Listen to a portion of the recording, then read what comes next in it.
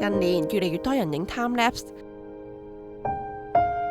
即係由好多張定時拍攝出嚟嘅相片組合而成嘅短片，有一種 fast forward 嘅效果。而製作呢段短片嘅，正正就係我哋新界地域嘅成員。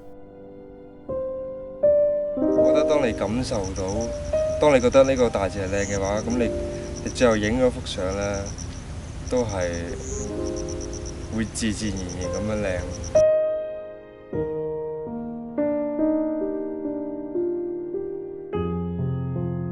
Thomas 細細個嘅時候就加入咗童軍，自小就親近大自然，亦都因為咁中意咗大自然，想用相片留住佢哋。其後更加發展成為興趣。去露營去得多或者行山行得多，咁你睇到好多嗰啲好靚嘅風景。咁嗰陣時就其實都好想記錄落嚟㗎，但係嗰陣時就因為我屋企就唔係好多錢咁樣，所以就一直都可能冇相機。到 Ivy 嗰陣時開始自己儲錢買第一部相機，開始去影相啦。到而家都影咗5-6年啦。喺攝影方面，佢有偉大嘅理想。因為有好多人呢，可能去旅行啊，都係可能會搭飛機啊，去外國嗰啲多。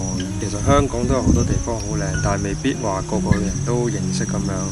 咁其實我就係想用自己嘅相咁樣，去俾大家睇多啲香港嘅另一面咯。睇過我啲相之後，都問究竟呢個係咪香港嚟嘅？咁其實我答你，其實只要你嘗試去踏足某一啲郊野公園或者大自然嘅話，都係香港嘅。其實呢樣嘢你唔需要去問我，其實你自己去求證已經 OK。但係 Thomas 都唔怕講，未必會用攝影嚟做職業，怕一旦成為職業就會有所負擔，冇咗當中嘅樂趣。事業有諗過嘅，但係其實喺香港就比較困難咯。但係如果你話變咗做事業，可能已經變咗質都唔定。即係因為我而家係為咗興趣咧，去用個心去搞件事咁樣，但我唔知事業會唔會啦。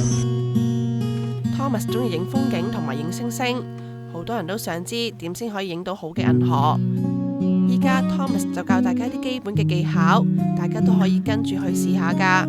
你快門啦咁樣，其實就可以較15秒啊咁樣嘅，然之後光圈就睇下你部機可以去到幾盡。咁我平時都會去到4咁樣，跟住就 ISO 嘅話，跟住你試下800、1000咁樣影。如果你覺得啲星唔係好多，唔係好明顯嘅話，咁你就可以逐級咁樣推上去咁樣。咁然之後你嗰個快門呢，就最好就較2秒嘅。